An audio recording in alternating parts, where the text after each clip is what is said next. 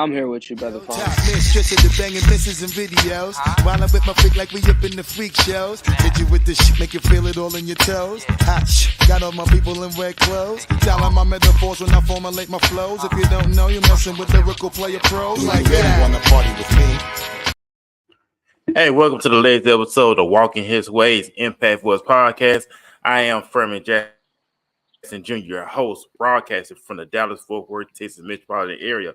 Today's topic is centered around the theme of prioritizing hard work with a special guest focus, with a special focus on perspective, featuring recording artist Data, what's up with you? I had a pleasure meeting this young man almost a year ago, going almost 2 years ago. It's been almost like 2 years, really. Yeah, about 2 years. He was downtown at one of the office buildings downtown, going from floor to floor, just making his presence known, letting everybody know about those famous breakfast burritos. Absolutely. And I knew that this young man was determined to be successful. He'd been hitting the ground ever since then, staying consistent. Even though you may have some bumps in the road and some setback. I know you had a setback recently, about almost a year ago, but you still kept that forward nonstop. So what's been going on with you? I know you're still doing music, doing entrepreneurship, of course. Just a man of many gifts and many talents. And also you have another chapter in your life as well. So what's been going on with you the last time we interacted with each other? I mean, hey, hi. First of all and foremost, how's everybody doing today, man? Hope everybody having a blessed day. A lot's been going on since we last chopped it up. I know last time we had an interview, that was probably almost like 8 months, months to a year ago. Right. Shoot, I've recorded up to 15, 16 songs now. I done been over the couple states, man. I done been in Florida a little bit, still in Texas, but just kind of been everywhere, man. Just trying to stay busy, really. Trying to stay busy. And like I said, I know you since then, you've been staying consistent, and especially at your age. I mean, what is I don't want to say the secret, but what is your mentality in reaching your goal? We know in the generation now, we're so easily distracted, but what keeps you going, especially at your age? You get a lot of people, I'm young, but at your age, you're determined to be very, very successful. So what keeps you going? What is your motivation? What is your secret to stay on that path? For me personally, it's just always wanting to have more. I didn't grow up I didn't have the most things growing up. My mom and dad didn't buy me Jordans and different things like that. And I'm not even a materialistic guy now. I just always wanted to be in a further position those than before me. I come from a family of many talents and stuff. And a lot of them just decided not to do anything with their talent at all. And for me, I want to be different than my family, and I want to create generational wealth. And for me, that's really what it is. That drives me, just being in a better position than I was yesterday, really. Right. And I mean, it makes sense, because what the scripture tells us in Proverbs, a good man leaving inheritance for his children. Some people may think that's on the material, but also on the spiritual side, it leading them inheritance, that even though you accumulate all this wealth, you want to give them the wisdom, the spirituality to keep maintaining, because we know maintenance is very important. Once you get it, now you got to keep the maintenance on it. It's like on a house, car, especially on the car. Mm-hmm. In order to keep that car running, you got to keep that maintenance up on it. That's the same. We got to look in our lives as well. We got to keep the maintenance up on our lives. If not, everything gonna fall apart. Literally, you'll wake up and be the same day. You'll wake up and be the same that you were 18 years ago, or 10 years ago, 5 years ago. And a lot of people around me, it's not that they don't have regret, but I know that, they look at me and what I'm doing and, get motivated from that, because, I don't think people really fully understand how hard it is to follow your dreams. I was just arguing with somebody today, and then it's just like, following your dreams, not giving up on them. That's hard in itself. That's a job in itself, because a lot of people will never understand what you're trying to achieve, because they're not even in your head. And then when you try to explain that to them, no matter how much you try to break it down to them, they never get it. So, I mean, just staying busy and focused and not giving up. That's a job in itself, man. So that's, for me, it's just not giving up. And But no, I really every time want this. But every time I see you, D, you always hustling. You always staying focused. From what in my personal experience being around you, whether it's social media or in person, you always got something going on productive. It's like it's no Mr. Days off when it comes to you. And that's why I gravitated towards you because of your mindset. And where you're going, where you head, I know everybody cannot roll with you, everybody cannot go with you, but you always stay focused. Not only that, you always be, and you know you have people you work with, but most times you're always by yourself, still grinding, still Absolutely. hustling. What's how you keep that going? Because we know people. I gotta have people around me, even though you may have people around you, Hmm. but you still keep going by yourself. How do you maintain all that in one? Um, those people weren't with me when I decided to do what I was doing. You know, when you're trying to chase something, for me, music has been something I've always adored and admired. So I've been chasing this. Yeah, I started recording, but I've been doing music for a very long time, over 10 years. And a lot of people don't see that. And it's just coming in it by myself. Not like I said, what I was just touching on. Not everybody's going to always understand what I'm trying to get. My friend's goal right next to me might be different than mine. So I can't act on him. I have to instead act on what I'm out here trying to chase. And sometimes the closest people to you being the main distraction. I keep my eyes on God and everything else falls in line. I don't look to man or anybody to make a decision for me. That's between me and God. And, you know, the people that support me and understand that, they get me. And those that don't, like you said, not everybody's made to come in this journey with you. And I don't just try to explain myself to certain people because they just don't understand the mentality that you have to have in order to come from the bottom to the top. Most people have to change and break their way of thinking from their ancestors, their parents, their grandparents, their great grandparents. Like you have to break that, and one day at a time, I will break those curses and those barriers. And you know, because they know at the end of the day, it's all about putting in work. It don't Absolutely. change. God's system does not change. He still install us to put to work. You know, scripture tells a man don't work, don't eat, right? So we still gotta work. You know, we have in this generation now, a lot of people want to take shortcuts. And we know Hmm. the stage of social media, people use social media as a financial goal, which it can be a cash cow. But at the end of the day, you still got to put in the work. What'd you say about that? About putting in work? I remember when I first started doing music, and my CEO, my big cousin, mentor, everything, he told me, don't even start it if you're not ready to put in the work. At least 5 years of your time. At least. Sometimes it takes longer than that. But if you're not willing to work, then don't even chase it. Work, work, work, work, work, work, work, work, work. I was just having this talk earlier. It doesn't matter either if you're clocking in or not. The hustle is the hustle. I don't have to clock in and be making money. It's all of a mentality. It's all of if you can get up for a company at 4:30 in the morning and work for somebody else, then you should be able to have that same mentality with yourself. And that's how I just try to carry myself. But it took me getting around the right people to even start thinking like that, to where you just got to put in the work. Nothing comes easy. There are no handouts in life. Some of these big artists right now, listening to their stories and seeing where they were at in 2013, 2014, 2016, 2017, people don't realize before the fame stuff that they was doing countless nights, maybe selling merch on the street or just being in different places trying to meet different people. That's work in itself, man. It is. It is. You know, you have people living out their car. You have people crashing on people's floor just to get some sleep. You have people crashing at other places, but they were determined to be successful. I mean, the grind was real. The hustle was real. Whether they didn't get nothing, they still kept going. Well, we now in this generation that if someone don't get one like, one share, they get all into their feelings. They get very emotional. They just want to cave Hmm. in. But look at the ones that came before us. Look, a matter of fact, look at the billionaires that came before us. They They had no started social somewhere. media. They did. They didn't They have no had social no. media. Look at Jeff Mm-mm. Bezos with Amazon. He started Amazon in his garage, and now that dude Mike, was a billionaire. hmm what they do for Facebook too.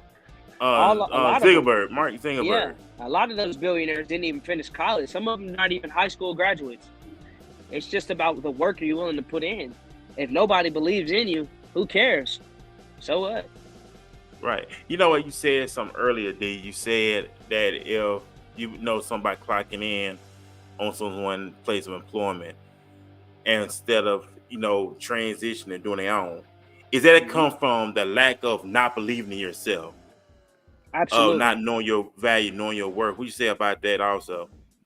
Like, man, it's crazy that you're asking me all these because it's just stuff that I was literally talking. Like, I'm getting chills because I was just having these conversations with somebody earlier. Um, you have to believe in yourself. Even my dad may not believe in me. My mom might believe in me. Your girl might not believe in you.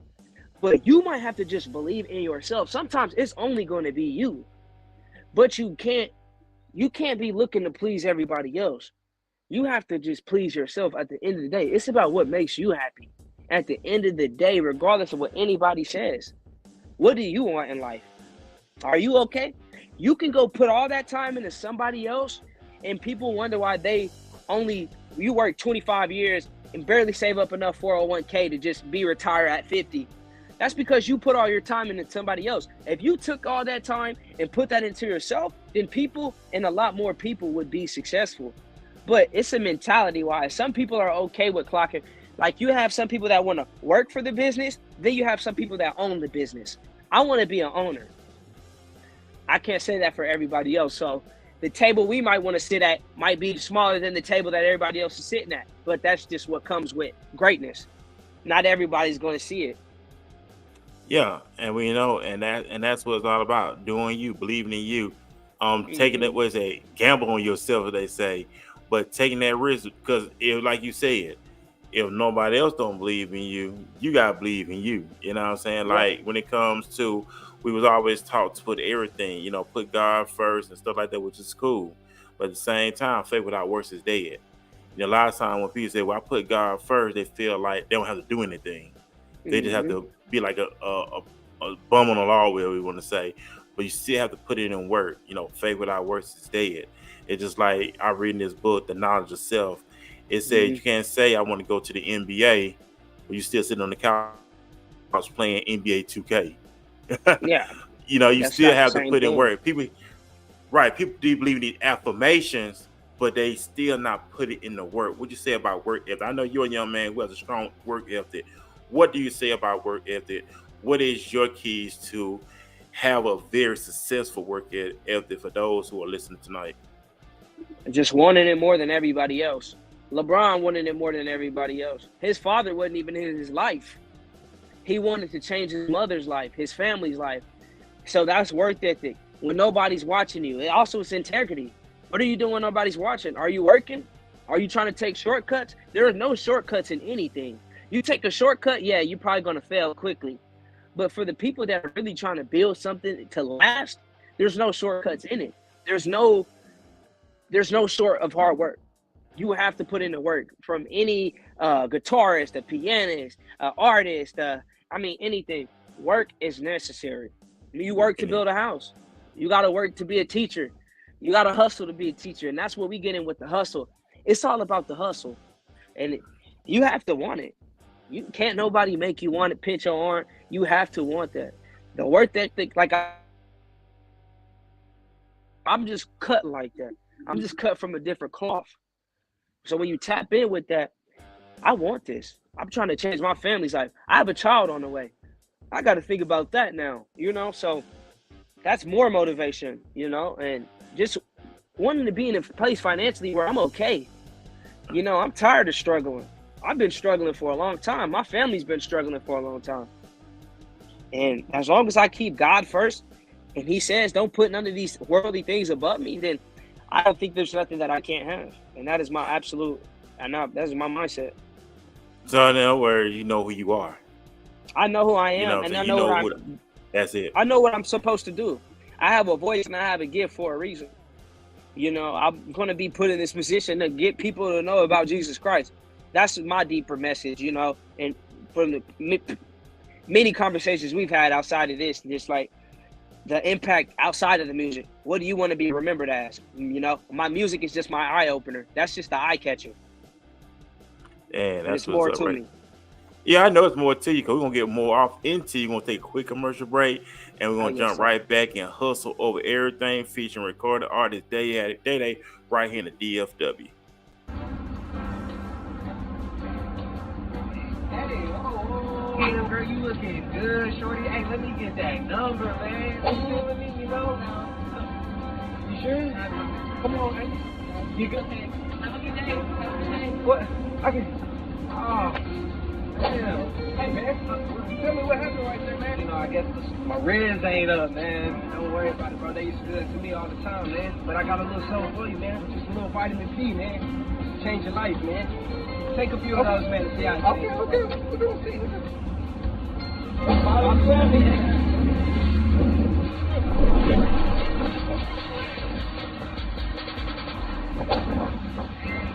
Hey, remember me?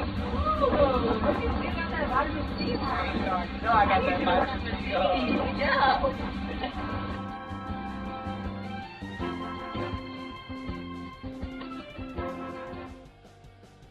Hey, what's up, everybody? We're back here on the Walking This Way Impact Voice podcast. We're broadcasting from the DFW. I am Furman Jackson, the host of the Walking This Way Impact Voice, along with recording artist, entrepreneur, businessman, Day right here in the DFW. Like I said, I met this young man 2 years ago, extraordinary young man doing extraordinary things. This man was hustling burritos at that building downtown, and I knew he was doing great things then. That's what it's all about. Starting somewhere, Day. You started from somewhere. Not too many cats can say that.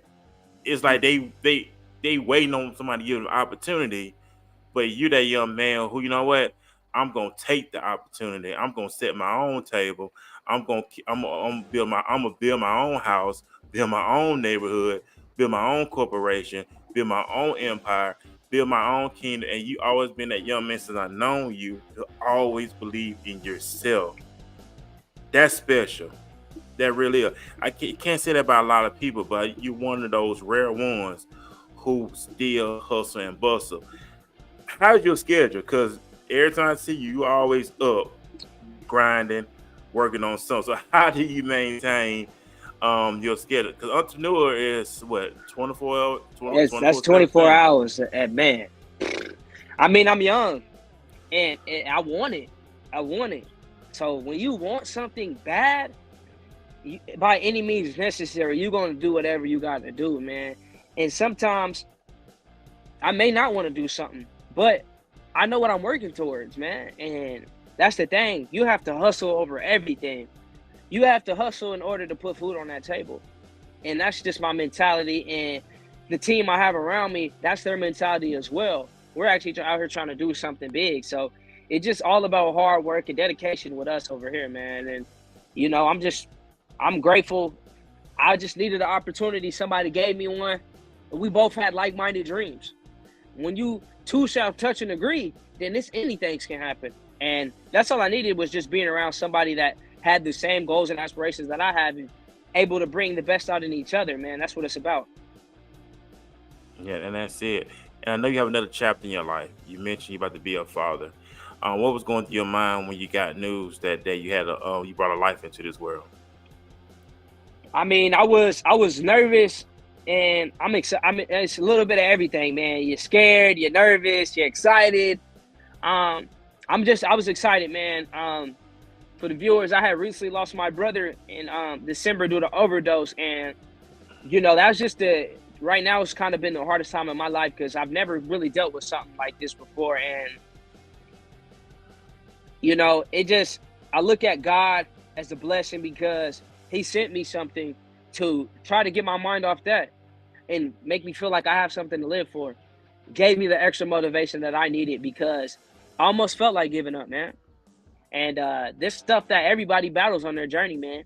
And that baby just gave me life again. It gave me life again. So I'm happy, man. I really am. Yeah, I know you mentioned the passing of your brother and how you cope with that, and I know that's hard. You know what I'm saying, losing a loved one and coping with it. Like you said, you almost gave up. We know you see people every day always give up, but you say you Mhm. almost did until you find out, hey, I got life. I'm bringing a life into this world, and I got another generation. and you mentioned that extra motivation now that you have a, like I said, a life in this world. So how has the music been going since then? New material. I know you still got some singles out. So what's been going on in the music world? Well, in the music world, I've been working slowly for surely. I've kind of been at a little bump road, because I haven't really just went to the studio. I usually go there often, but with me, I don't ever rush my music. When I go in the studio, when I go in there, I'm coming out with something heat. So I never just worry about what's next for me, because everything that I've ever put out was only through things that I've experienced. That's the thing about my music. I don't talk about drugs, sex, alcohol, none of that, because that's not the type of guy that I am. I'm talking about personal experiences, man. And I got a lot of stuff in my file. And that's what me and the team was just talking about. Just getting the train back up and going, man. And let's just get it going. The time waits for no one. And I'm realizing that, I've had my time to deal with everything, man. And my team gave me the space that I needed in order to breathe and think about everything, man. Because when you lose a loved one, it just does something to you, man. And I didn't think that I was going to lose somebody that close to me in the journey that I thought was going to be with me at the top when I made it. And so for me, it made me appreciate life more, man. It really did. And just never take nothing for granted, man. Never take nothing for granted. And I agree with you 1000% on exactly what you said. But like I said, just doing your thing, making things happen, making some things, shapes, maneuver some things. Like I said, I know you're an entrepreneur as well. With the merchandise, you constantly put out new merch. How you put out merch every day, or how has that been? Every other day, monthly, quarterly? How has it been going? Well, recently we just branched with this new company and stuff like that. So we're gonna get more into sportswear and stuff with HOE, man, because we want to embody the hustle. And I think a lot of sport athletes embody the hustle, man. It's just in a different manner, man. And that's what we're trying to get in with that. And we're trying to be like Nike with it. Have as many designs as possible, man. From hats to shorts to shirts to sports bras to leggings to socks to shoes. Just being creative with it, man, and just really just branching out and just trying different things with the brand as well. Hey, and that's what it's all about. That's why I love here on the show. This show is all about motivation, inspiration, always about greatness, GOAT status, right where you at, but making a name for yourself to be set in the cornerstone that, hey, when I hear Day Day, great man. When I hear Day Day, man of integrity. When I hear Day Day, noble character. And that's what it's all about, because at the end of the day, as men, we are kings. We're made in the image of God. And Jesus said we are God with the lowercase g, and acknowledging who we are, being kings, leading with wisdom and knowledge and understanding, because that's how it's supposed to be. And I thought about this the other day. It's like, man, the way the times is now, we have to start rising up early. You know what I'm saying? To get our day started. I think years ago, I heard this quote years ago, and somebody said, if you wake up and the sun is already up, you late. Oh, absolutely. Because you supposed to rise up before the sun comes up. You rise up while everybody's still sleeping, you still hustling. While everybody's still asleep, you're grinding. While everybody looking forward to the weekend, you working. While everybody looking for these special occasions, you working, because you know what's at stake. You know what the deadline is. You know what the goal is. How do you implement all that? We know how you have individuals who gonna tell you it don't take all that. Remember, they did Jesus the same way when Jesus was working. Yet they were trying to say your mother and them want to come see you, but he stopped them dead in his tracks. Hey, those who do the will is my brother, my mother, and stuff like that. They try to distract Jesus, so if they distract Jesus from his work, and they definitely could try to distract me about us. Right. Mm-hmm. And then you notice they tried to use the closest people to him. Absolutely. Like that he's gonna stop his work, but he said those who do the will. So how do you maintain staying focused, blocking out everybody? You may have individual tell you, hey, don't take all that, man. Live a little. You young, man. You got your whole life ahead of you. How do you drown all that out? Well, I mean, You get it done now. That way you can enjoy the fruits of your labor. Right. And that's why you start young. You don't want to start till, I'm 22 now. I don't want to start till I'm 25, 26, because I already started late. If I would have started 14, 15, I would have probably already been famous or already where I wanted to be. But, everything happens for a reason. And listening to a lot of millionaires and billionaires, man, on YouTube, they go to sleep about 8:30, 9:30 and are up 4 o'clock, 4:30 in the morning. Like you said, man, it's a hustle. So you got to be up before the sun gets up. It's only 24 hours in a day. If you sleep at 8 to 12, that means you only got 12 left. If you work a 9 to 5, that's another 8.5 hours. Not meaning the time you got to come home, eat, go to sleep. Your day will be wasted. Yeah. So it's not much. It's not many hours in a day at all. So try to get the earliest grip on it. Get up. My dad, you always tell me early bird gets the worm. And indeed, you get the bird. You get the worm if you up early. Indeed. We'll sleep later. I ain't gonna lie, this morning. I'll sleep when I'll sleep when I made it. You know how because matter of fact, man, the book I have in my library, Think Like a Billionaire, we supposed to buy our abundance.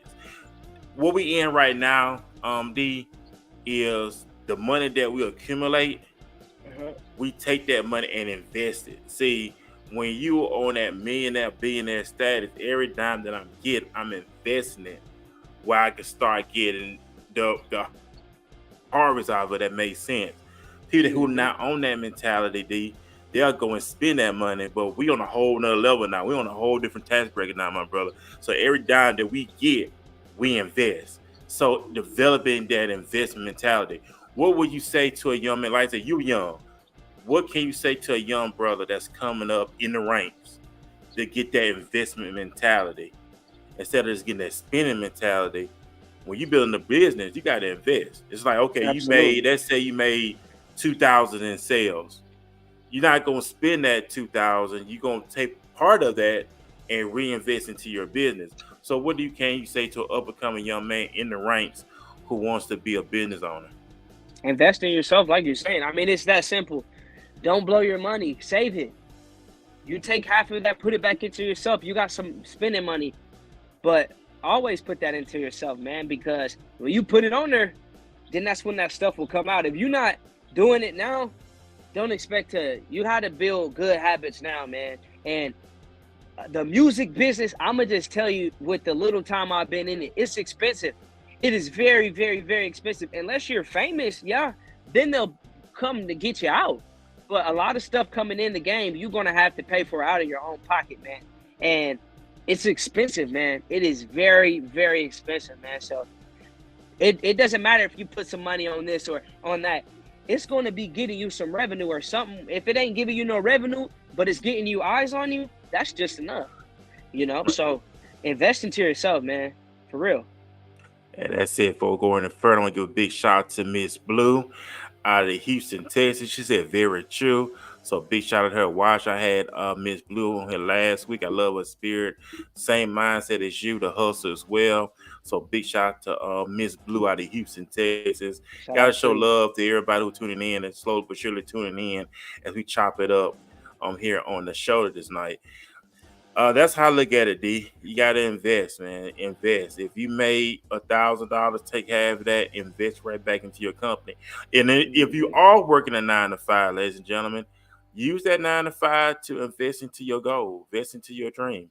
If you so high desire, and I'm telling you this, it takes sacrifice. D, they I realize it takes sacrifice. Why everybody want to have these? You know what I heard this, D? You want to sacrifice temporary pleasure for long-term success. Absolutely. I 100% agree. And that might be time with your family or anything. Like, if I have to go to Florida for the time being, like this past year, I moved to Florida. Mind you, I'd never been out there. So not only was that my first time being in Florida, but I actually moved down there. So for me, that was just a different experience for me. But that's where it comes with that. You have to just take a chance sometimes. And sacrifice is true. Sacrifice is definitely, you have to sacrifice when you're trying to do great. You have to. And you got to, man, because I know Kendra Perkins, on ESPN. He said years ago when he played with LeBron back in high school, and he said when they was at the McDonald game for the high schoolers, he said the guys they were eating hamburgers and stuff. He said LeBron was over in the corner drinking water, eating fruit. Hmm. So that lets you know, man, LeBron was determined back then in high school. Hey, Absolutely. I'm gonna be great. And I respect LeBron off the court. You know, he's a billionaire man, family man. Always. And then, matter of fact, he looked out for his boys as well. You know what I'm Absolutely. saying? What you want to say about looking out for the people who've been down with you since day one, Don't giving forget about the people. them job. The people that support you are the ones that got your back. Before you're famous, before you have clout. Yeah, when you come up, everybody's gonna be like, "Oh, I was there. I remember." Nah, the people that sharing your stuff, liking, commenting, just little things like that, man. You take care of those ones that take care of you, man, and that's why I always admire you because, and I rock with you so hard because before I was anything and still not You giving me an somebody. Don't opportunity to say come that. on. You still somebody. Well, I'm trying to be there I just hold myself to a high standard and just giving me that opportunity to come onto your platform and, just believe in me. Before anything music wise, I mean, Brian Beck's burritos off me and stuff like that. That's stuff that I won't forget, man. And a lot of people at that building had my back. And a lot of those people I'm still friends with and have those same relationships with them because we support each other. You support those that support you, man. And that's how you come on top with certain people, man. Like a lot of people that I came up with and knew personally, I don't be talking to them. They're not in my everyday circle, but people I only met a couple of times have more of an impact in my life now than people I've known my whole life. So, it's not all family is who you grow to love. And my cousin taught me that. So that's the mentality that I have with, just those that are around me, man. I rock with those that rock it with me. Hey man, that's what's up, man. That's how you're supposed to do it. Hey, we're gonna take another quick commercial break, then we're gonna jump right back into our Q&A conversation. My name is Furman Jackson Jr. I am excited to be one of the affiliated for the professional networking session brought to you by 3-in-1 Trinity Service. This awesome event will be taking place on Saturday, May 18th, year 2024 at the Bill J. Priest in Dallas. This will be a very impactful event for like-minded entrepreneurs. Come out, network, experience, and most importantly, support the pitch and text that's going to be a part of this extraordinary event. I will see you there.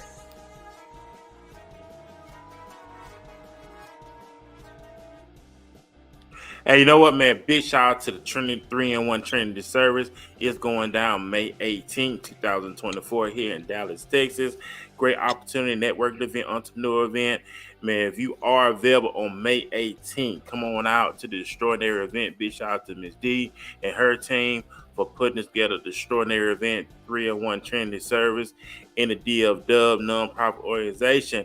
And also, man, I'm with a legend in the making, my little brother, of course. Like I said, I gravitated to this young man since day one, and he's still been the same. D, I gotta say, man, you've been consistent all this time. Staying consistent. Every time I talk to you, keep the same mentality. You still got the same personality. Even though you may be going through things, you never let nobody, you never show it's always the same as well. How important to the audience is it maintain staying consistent? Consistency is key. Consistency is key. Consistency is key, man. Consistency is key. Just like that, man. You have to be consistent, man. And my cousin always preaching, trust the process, don't knock it. You have to trust the process, man. And knowing you're not going to make it overnight. Things happen in life, man. And I always try to keep a smile on my face because somebody else might be going through something too, man. Sometimes you can carry a look on your face and people can feel that energy when you come in, man. And no matter what I'm going through, man, I always just try to keep a smile on my face because it could be worse. It could be a lot worse, man. And I'm just blessed and grateful to be alive. Like I said, man, losing people, I look at life and it just means so much more to me, man. And I can't go around moping all day and being sad and stuff because a lot of people are looking up to me and, I got to make sure I'm doing the right thing and making sure I'm being able to somebody can look up to. So that's just that mentality.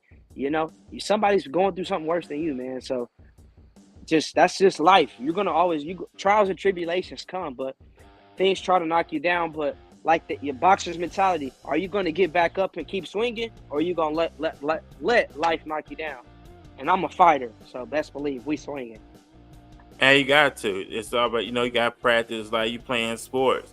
You're an athlete. What it is, they got a thing called like a film room. And what's the purpose of the film room?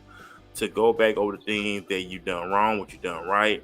But most importantly, they focus on the things you done wrong to perfect it. So when we go play out on that field again, we're on that battlefield again, we know exactly what not to do again. So Absolutely. developing that mental playroom, you know what I'm saying? When it comes to your work, are you your own critic? Do you ever go back and listen to your work? I'm gonna be honest with you, I don't listen to my work. A lot of people say, man, you did good, but I never been one of the ones who actually go back to listen. Maybe I should, but are you one of the ones who actually go back and listen to yourself like, oh man, I could do that better, or I could deliver that better? Or so are you your own worst critic? Absolutely. And I think everybody should always I think everybody's always on there. Interviewing is something that's kind of easy. As long as you're asking good questions and things like that, like this is a great interview, then there's nothing to go back. But with my music, oh man, sometimes I might have to go to the studio on one song 3-4 different times till I get it right, because I care that much about my work, man. I'm not just out here releasing any and everything, man. I take this music stuff very serious, and it's a craft of mine, and I'm always trying to better myself. Like with the film and the basketball player, if you want to get better, you gonna work. You want to watch film, you gonna work. It is what it is. You got to. And you said something about the whole interviewing thing. And a lot of people, and I had a young lady who said this experience. She was on a platform, and she kind of in a way was disrespected because the person that was hosting it didn't talk about nothing she was talking about. She was a book author. So when you put in that work, especially if you're interviewing those who want to say, oh man, I want to do that, I ain't gonna lie, D. And you know it for yourself, because you do podcasting yourself. Absolutely. You have to study your guests, you gotta do research on your guests, you gotta know exactly where they coming from, what they're doing, the delivery, the introduction. All that stuff Absolutely. plays a role, and a lot of people don't understand. They think I'm just gonna come here, but do you know your guests? Do you know your audience? You know what I'm saying? Knowing all this stuff, not having dead airspace, the chemistry Yeah. gotta be right. Cause Man. I've been on a show where somebody come with a one-liner, don't say nothing else. They're just nodding their head. Nah, you gotta be on point. Cause at the end of the day, and you bear witness with the D, you don't want to waste your time, and most importantly, you don't want to waste nobody else's time, especially those Yeah. who taking time out of their productive schedule to watch us, take time out to listen to your music. So what you want to do? You want to give them 1,000%, in all that you do. Absolutely. When they in your presence and they listen to your songs, like, man, I'm looking for some more. Man, that was a banger. Man, your song touched me. Man, your song did this to me. Man, your song inspired me. And I know that's the kind of stuff that you want to hear on a regular basis. Absolutely. Yeah, that's a good interviewer right there, man. If you don't know who you're interviewing and you don't have no questions set up for them, then you're probably looking at a 5-minute interview. I've had those different types of things, man. So it's always about knowing who you're sitting down with and do your homework. That way that person can come back. And for the viewers, it's about getting insight on the interview. Whoever's getting interviewed, they want to tune in and know about them. So knowing your crowd and different things like that is, you got to do that, man. And that's what I love about this podcast, man. And we talk about deep things, we talk about life, God, and you know how to interview, man. I tune into you all the time.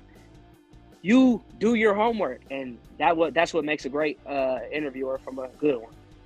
Yeah, man. Let me tell you something, D. It's like you want to be the best at what you do, and I apply this in my own life. In all that you do, put in a 1,000%. Be it not just in business, in relationship, in your place of business, on your job, being a husband, being a father, whatever. We should always put in 1,000%. And I'm a student in the game, just like you a student in the game. We always gonna learn. We always gonna evolve. And there's so much Absolutely. information out there. Because, like I said, I do a lot of studying now. I sit down, I listen to different interviewers like Shannon Sharp, and guys like that who how to delivery on their platforms and writing down stuff. Like I said, with my introduction, like I said, just right now, how I'm introduce you on the show. Cause it sets the atmosphere, man, and being professional, D. That's what it's all about. Absolutely. That when people look, man, these professional brothers on here, they know exactly what they talking about. They're not all over the place. They're not doing this and doing that. But the professionalism, and that's how people are willing to invest. They see something worth investing in too. Like, man, I love to invest in your music. Man, I love to invest in your platform. I see this thing is huge. And like I said, and I got Shiloh coming on, and I added a segment here on the show. At 8 o'clock, we doing a financial segment on the show with Shiloh out of Houston, Texas. So we're all about helping people get their money right also. Well, I'm not an expert in that. She's the expert in that. And now that she is my financial person because she set me up with my Roth RA. And I ain't gonna lie, my Roth RA and my life insurance is looking real good right now. You know what I'm saying? But it's all about being about my business, a man. But other than that, D, man, I'm very grateful, thankful. And like I said, man, I appreciate you, man, what you're doing. Absolutely. I know I played one of your commercials with the positive P. Hey, let's talk about that t-shirt. I'm feeling that t-shirt. I'm gonna have to order that t-shirt. What's the definition behind that t-shirt? Where did the idea come from? So it's a funny story behind that. I walked in Target and I ran into this older guy, and he was being funny, man. He just said vitamin P, and I was like, man, I love that. And so whenever I was coming up with the idea, I'm like, somebody asked me what the P stands for, and I'm like, I don't know. And somebody threw out the idea. He's like, why don't you do multiple different P things? Positivity, prayer, playa, productive, different things like that. So that's what vitamin P is, man. It's just a dose of all of that stuff, man. And, it's just, positive prayer and, positive P words that, are important to me, man. So that's where the inspiration came with that. I ain't gonna lie, man. I gotta be honest with you, D, man. Your t-shirt be fire. Your creativity, it be on point. And I gotta say that. I really gotta say that. And that vitamin P shirt, I'm gonna have to order that vitamin P shirt. And I ain't gonna lie, man. Your stuff be on point, man. So, and before going from me, big shout out to Shiloh. She gonna be tuning in a little while with her financial wisdom at 8. So big shout. She's in the comment section. She said yes because you listened and put things into action. Big shout out to her as well, man. We're gonna take another quick commercial break, and then we're gonna jump right back into our Q&A conversation with the boy Day Day. What is up, you guys? My name is Hector Villa, and I'm excited to be your host at the 3-in-1 Trinity Services Entrepreneur Conference and Pitch. Come and join us May 18 at 12:30 p.m. all the way to 5 p.m. at the Bill J. Priest in Dallas, Texas. This is going to be a very thought-provoking experience filled with educational fun, and we're going to have an opportunity to support our pitch contestants. And don't forget about the after party. So we would love to see you there. Get registered today, and we'll see you on May 18th. Let's go! It's your favorite housewife, Lisa Barlow. Know what I'm thankful for? Vivint. I couldn't host the holidays without it. The doorbell camera protects what matters most. And that's one ring I'll never stop talking about. I love the thermostat for keeping it so warm and cozy. Plus, I can adjust it from anywhere. Hey Lisa, can you stop changing the thermostat to 80 degrees? The smoke and CO detector is such a sleigh in the kitchen. This looks yummy. Now, how do I turn off this timer? The Indoor Camera Pro always captures my best performances. Oh, the weather outside is frightful, but these skies are so delightful. And the app is everything. Literally, I can control all of this right from my phone. I'll be right there. You've got a lot on your plate this season. Vivint's got the rest. Did you get it? Yep. Okay. Sorry, one more take.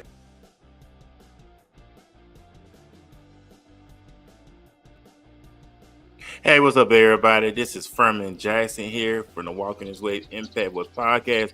You see that Walking This Way is partnered with Vivid. So, man, Vivid's one of the highest top security system in the United States for your smart home, your business. So, you see, I'm affiliated with them. So, hey, when you purchase a alarm system, hit them with my code, let them know I sent you, and help the podcast out. So we're doing big things. Then you see them doing commercials now. Doing because did the music videos. So we about taking this thing to a whole another level, man, and having winners on the show like you, who's a winner, and to motivate, and inspire. Man, we got work to do, and it's not just about us, but it's all about pouring back into individuals, pouring back in those who felt lost, who felt betrayed, who felt hurt, feel like they don't have no chance in life. But as me and you on these platforms where you're doing music, I know you podcast too, and entrepreneur and all the other stuff. And your shirt are motivating. Your shirts are to help people.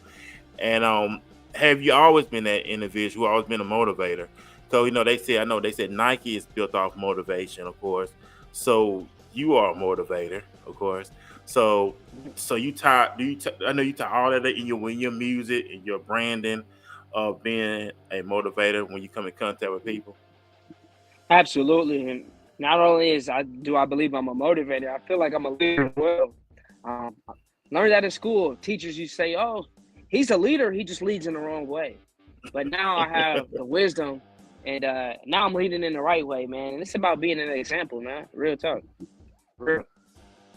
Man, that's That's what what's I'm up about. right there, sir. Man, that's what's up, man. Also, I gotta give a big shout out to Shiloh. She said, "I love my Vivian Home Security. Get you one and use Furman Jackson code." So, hey, that's it right there. Big shout out to Shiloh. Like I said, she gonna be on here with the new segment that she does every other Wednesday. Is the financial wisdom. Like I said, you're doing big things since the last time, man. It's Oh like we're yeah. doing a lot of great things, added things here and there. But you know what? Oh yeah. I remember, man. Big shout out to Bishop Knox out of Mobile, Alabama. He told me, man, that's one of my gifting was the media, being in media. That's I've been in the media thing, and I never realized I've been in the media thing for a long, long time. But Hmm. I was always fascinated with media. He said that's one of your strongest gifts is media and just creativity. You know, I don't say content creator. I'm a creator, but I'm not content. I'm just a curator. But my main focus, Absolutely. man, my main point is when it comes to God's word. That's the most important thing. But having swag, let's talk about that, man. Swag, confidence. Um, what can you give someone who lacks swag, who lacks confidence? And you, like I said, when I first met you, you come in me, no strangers. Hey, eye contact, head up. You wasn't looking all over the place. Where did that all come from? 'Cause I know where you come from. You command the people in the room attention. If that makes sense. Absolutely. How long have you been like that? That's something you developed over the years, or you always been like that growing up, or I what did mean, that? I've okay. Well, for Go ahead. me, I've always been like that. Anytime I just have that eye catcher about me. I just have that personality that just draws people towards me, man. And that's just always how I've been, man. And confidence is key in anything in life, man. It's not okay. Too much is being arrogant, but everybody's confident in their ability. If you're not confident in your ability in anything, like if you don't believe you're confident in your looks, nobody's going to think you look good if you don't think you look good, straight up. And that's just how it is in life, man. You got to be confident in any and everything that you do. If it was just me selling burritos, I was sold. They were the best burritos in the world to me, man. And I just try to make that people feel that in my approach, man. And eye contact just means you're serious. As a man, you want to make eye contact so people can take you serious. I know if I came in there and looking all over the room and not being firm in what I stood on and what I believed in, then you would have felt that energy and that vibe from me, man. So I just my personality just demands that attention because I carry myself like that, man. I'm a very confident being. I get that from my dad Yeah, because when and I my first mom. met you, you didn't stumble. You did not stumble over your words. You were straight to the point. You made us feel welcome when you came and introduced yourself, and that's what it's all about. It's like okay, it make you see what you do. You had that process. Okay, I want to make you feel like I've known you for years. I'm not gonna treat you like a stranger because you make people feel more welcome. They could be more supportive, and they won't be standoffish. That makes sense. But you get the people to come in. It, like I said, I know they teach classes on that too, but it's always what they say, breaking the ice. Breaking the ice. What can you tell to an individual, man, who may be dealing with that? Scared. You hear people say I'm an introvert, but what would you say to someone who keeps telling themselves that I'm an introvert? They want to be in business, but they keep telling themselves they're an introvert. What would you say about that, D? You just have to get out there and meet people. You're not gonna meet anybody being at home. Sometimes, to the rich say this: get comfortable with being uncomfortable. That's the only way you're gonna be able to grow. You got to do things that you're not comfortable with. Sometimes I'll be nervous going in front of people I don't know either, but it is what it is, man. And we are brothers and sisters in Christ. So as long as I approach somebody respectful, then I feel like I should get a respectful response, man. And for the most part, it's just like that. You just have to just do it, because most people are scared to even start conversation. You like you said, you miss Rise and Elevate. You go to network, absolutely, and just get out there, man. Meeting you, I would have never met you if I wouldn't have introduced myself, you know? Right. But that's just what it takes, man. You have to just grow a pair. And I mean, you got there. to grow some kahunas. You know what I'm saying? You got to. Did. Don't be. What you remember what God told Jeremiah? Don't be afraid of their faith. Remember, Jeremiah said, "I'm only a child." Absolutely. You know what I'm saying? He made all the excuses, but God told Jeremiah, "Don't be afraid of faith." You know what I'm saying? He told Jeremiah, "I knew you before I formed your mother's womb." Because Jeremiah was saying, "I'm only a child," but God said, "I knew you before I formed you."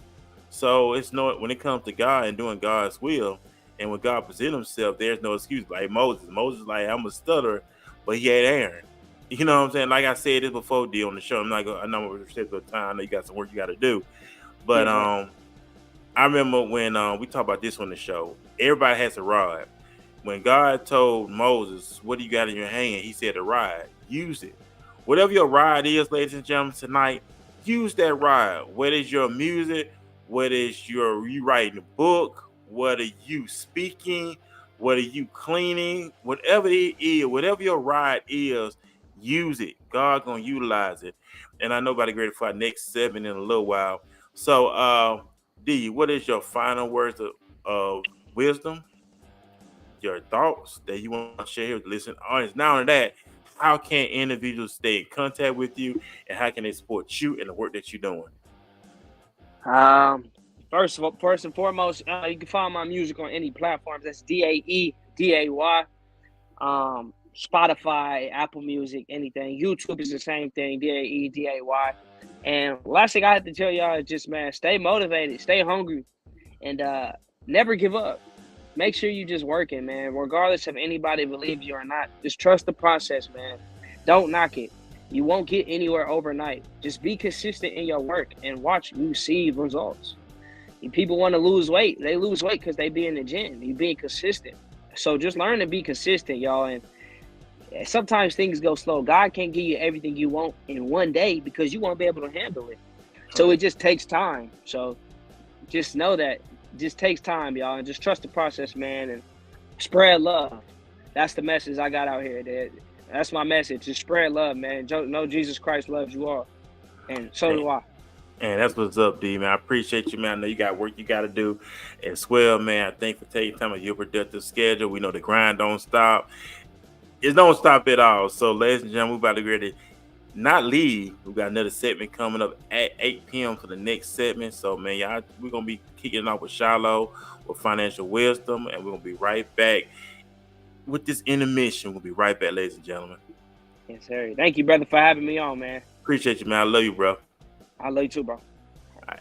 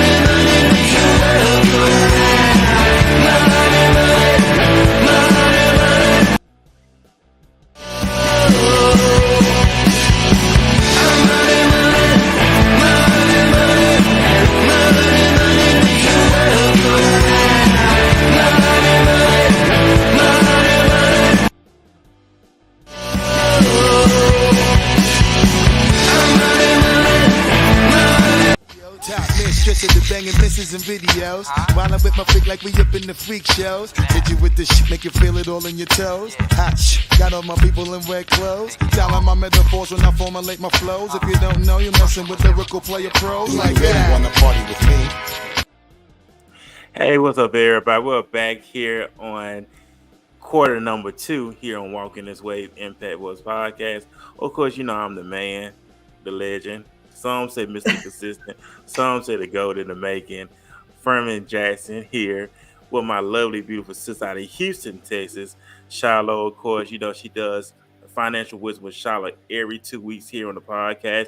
Like I said, even though we got spirituality going on, also we're going to have the finance.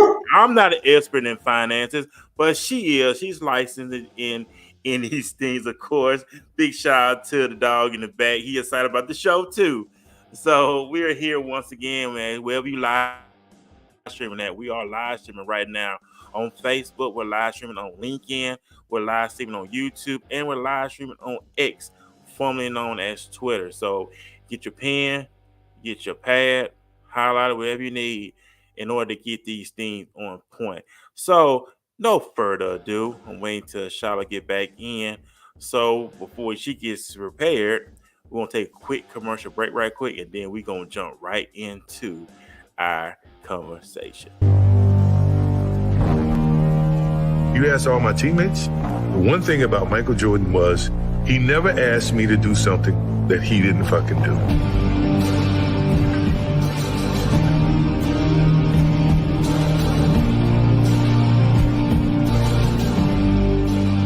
When people see this, they're going to say, well, he wasn't really a nice guy. He may have been a tyrant. Oh, well, that's you, because you never won anything. I wanted to win, but I wanted them to win and be a part of that as well.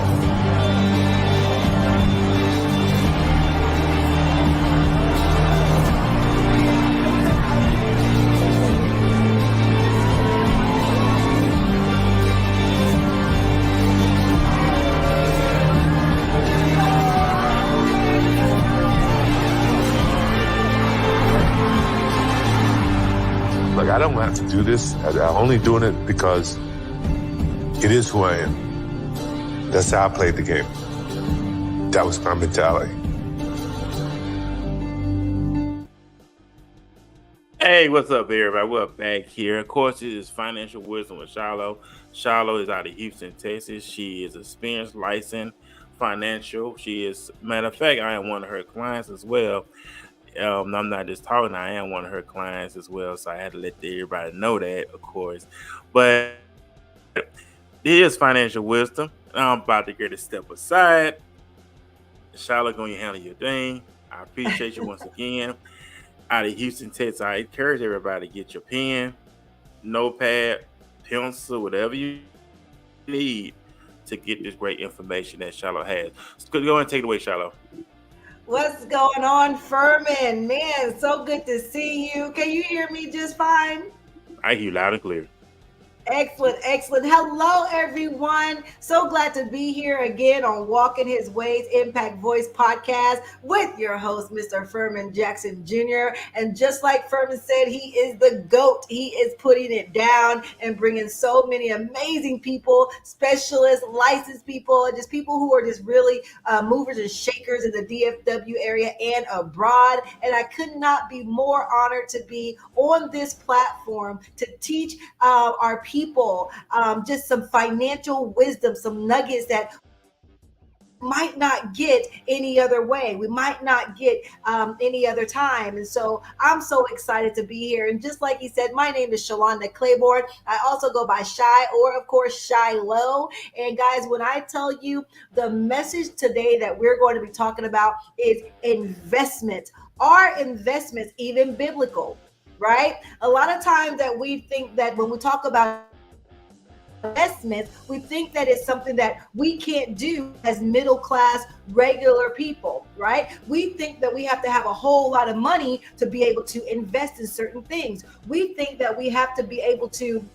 What's up, Miss Sheena? Thank you so much for logging in. We think that it's only for the wealthy, right? Only the wealthy are the people that actually invest and can invest. Well, let me tell you something real clear. It's you. You are the ones that need to start investing in yourself. What is investing, guys? Investing is simply you taking something, some assets, and you are growing it. You are growing and gaining, right? We need to make our money grow for us. We need to make sure that when we get a little bit, we grow it to be a lot of it. And guys, it is just one step at a time. It's so funny because a lot of times, especially with Christians, we always want to say, is it biblical?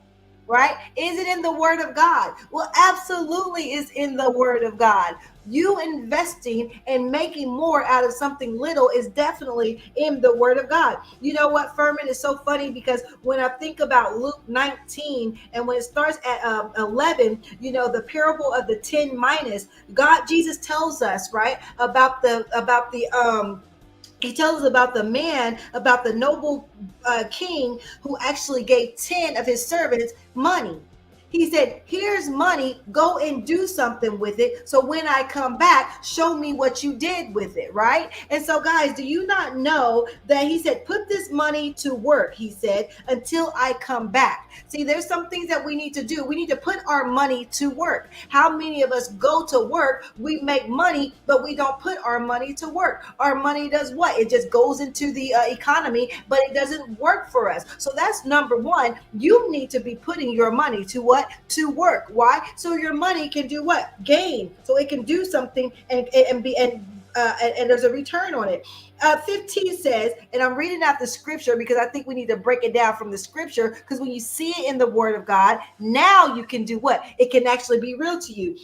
15 said, he was made king, however, and returned home.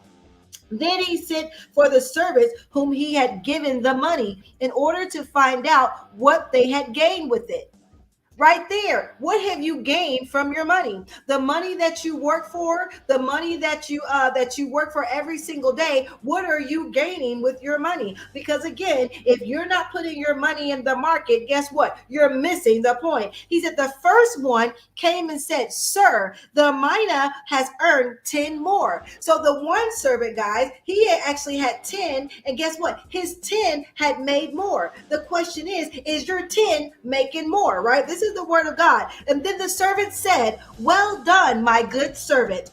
His master replied, then he said, "Because you have been trustworthy in a very small matter, take charge of 10 cities. See, whatever you are faithful in, if God can trust you in a little, guys, then he can give you more. You wonder why you can't get more? Because he can't trust you with a little bit. You wonder why you don't make more money an hour? Because he can't trust you to do something with the money that you're making now. You wonder why you can't get promoted? Because you're good.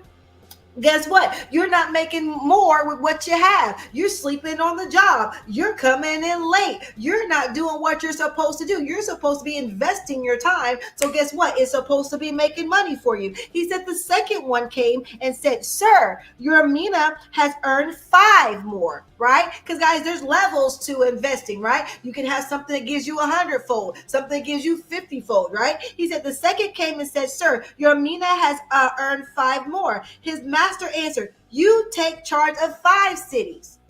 Right? He still gained. Right? So again, even if it's a little bit, is it gaining for you? Are you really doing what you need to do? Then another servant came and said, "Sir," come on somebody, "Sir, here is your mina. I have kept it laid away in a piece of cloth." Come on somebody. So you people that are just putting your money underneath your mattress, or just putting it in the bank where it's not getting no interest, or simply just squandering your money off, he said, "Sit here is your mina. I kept it and laid it away in a piece of cloth. I was afraid of you because you are a hard man. You take out what you did not put in and reap what you did not sow." His master replied, guys, he said, "I will judge you for your own words. You are a wicked servant." He said, "You are a wicked servant. You knew, did you that I am a hard man?" Right? He said, "Taking out what I did not put in and reaping what I did not sow. Why then didn't you put your money on deposit so that when I came back, I could have collected it with interest?" Come on, somebody. There it goes. Your money should be gaining interest. your money should be gaining interest, right? He said, then he said to those standing by, take his mina away from him and give it to the one who has 10 mina. And sir, they said, he already has 10. Right? He replied, I tell you that to everyone who has, more will be given.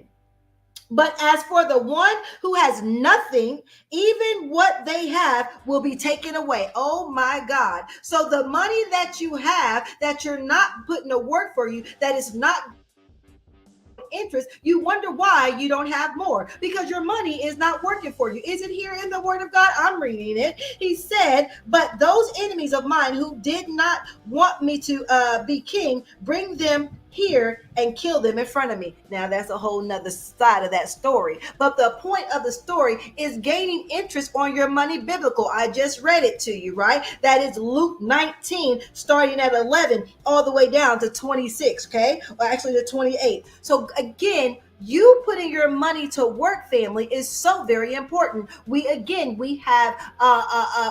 drank the Kool-Aid that we don't make enough, so we can't earn enough. Family, that's absolutely not true. So let's break it down just a little bit more. So Shalonda, where can I actually be putting my money to work? Well, let's talk about it. When you do work in your jobs, right? Because many people have jobs, right? You have an employer.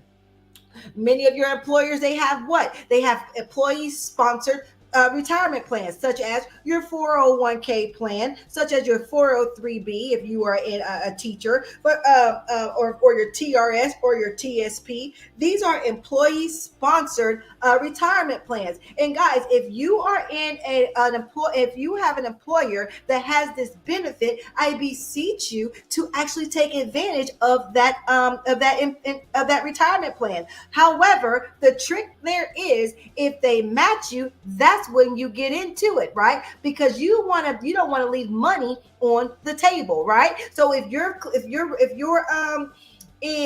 employer says, we're going to put 4%, you put 4% because now that's 8%. Why would you want to leave 4% on the table? Or if they say, well, we're just going to match you up to a certain amount, guys, don't go over, because that gives the government more money to tax. Okay, so only go in with what your employer actually do match. Very, very important. Some of the saddest things that I see is people who've been in their jobs for years, and guess what? They never contribute to their 401k plan. They never contribute to their 403 or their TRS or their TSP. They're never putting money away so that their money is growing. What is the point of you working 40 hours a week at a job you absolutely hate for over 40 years and still have nothing to show for it? We're missing the point there, right? So it's so important that you are actually putting in and contributing, so that when you retire one day, guess what? You have money to live on. Family, let me tell you, let me break it down just like this. Retirement is not an age. It's not when you turn 65 or 67 or 62. It's the amount of money that you need to live on when you're done working. So in your working years, come on somebody, in your working years, it's so very important that you are doing what? You are building up your nest egg. You are building up your money, your accounts, your assets, because there's going to be a day, family, that you're not going to be able to work anymore. If God says the same, there's going to be a time where you're going to get old. The age is going to come up where you're not going to be able to do the same jobs that you're doing. How many times? You're not going to be able to be a mechanic for the rest of your life. You're not going to be able to be a truck driver for the rest of your life. You're not going to be able to teach them kids for the rest of your life. You're not going to be able to do certain jobs for the rest of your life. So what we're supposed to be doing, and this is why we have to teach our children so our children can learn it sooner, we have to make sure that we are investing in ourselves, so our money is doing what? Is gaining.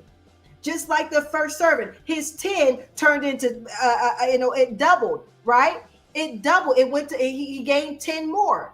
Okay, so my question for you is, are you growing your money? Are you investing in certain instruments that's going to gain you interest? Didn't the Bible say interest? It said interest. I read the word interest. Okay, Now, let's talk about the rule of 72. Have you ever heard of the rule of 72? Most people haven't, but I'm going to teach it to you. The rule of 72, family, it approximates how long it's going to take your money to double, okay? Let's say, for example, Furman, you have a loved one that's about to pass away. They're like, Furman, you know what? You're my favorite nephew. I'm going to give you $10,000. Promise me you'll do something with it. Now, Furman, you want to buy you a new home for your new bride, but you need $20,000 to put what? A down payment, right? Again, where are you getting this money, guys, if you're not investing, if you're not saving properly, okay? Because at the end of the day, money is king. Money rules, okay? So money in the Bible tells us money solves all things. Not the love of money, but having money solves all things. Come on now. What if you got some money, there's a lot of problems that you don't have because it solves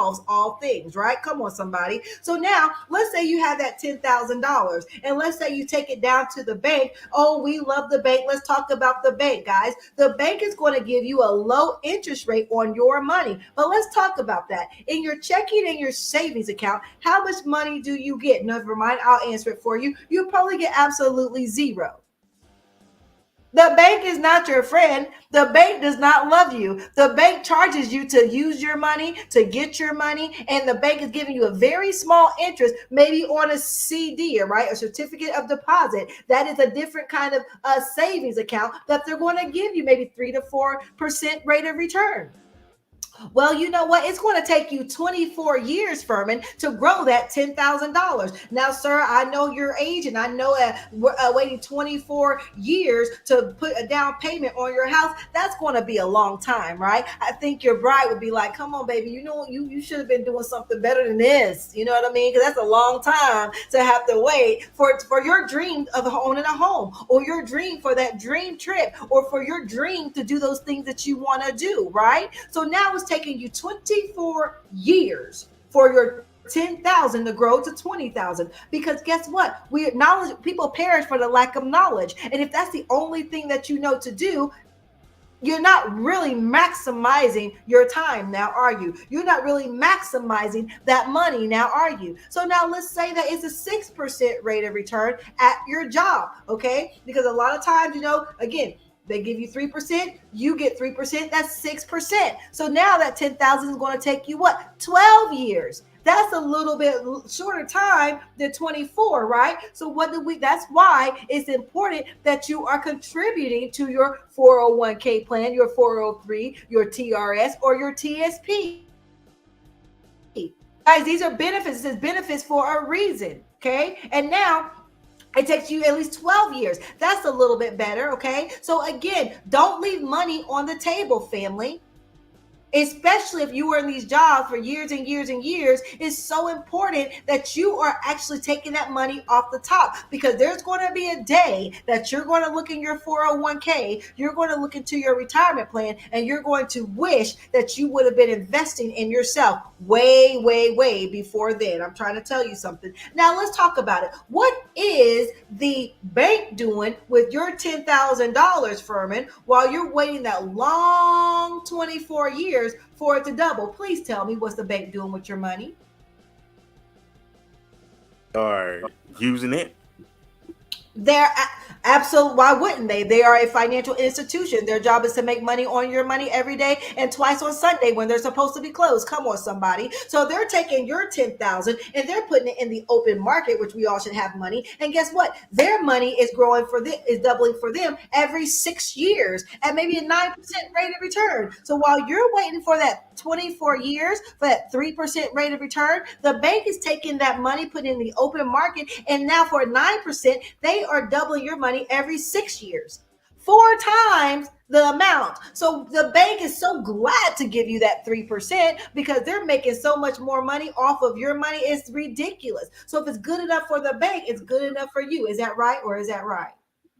Makes sense. But knowledge is key, family. Knowledge is key. So let's think about it. 2 to 3 different people. The first person, Furman, they only know to put their money in the bank. So that 10,000 is going to run out very soon, right? The Right. second person, well, at least they put their money in their 401k. But what do we understand about those tax deferred retirement plans, guys? Those will be taxed 20% when you start taking your distributions, right? Right. So that's going to eventually run out. But why not be a smart person and get into you an instrument such as a Roth IRA, where you can be in that instrument for at least 5 years, and your gains grow tax free at a 9+ rate of return. Now you're cooking with grease. Now you're having money. But one thing that I love to do with my clients, Furman, I like to have the money in their bank. I like to have the money in a 401k, and I like to have the money in a Roth IRA. Why? So now you have money growing in all different stages, if that makes sense. Makes sense.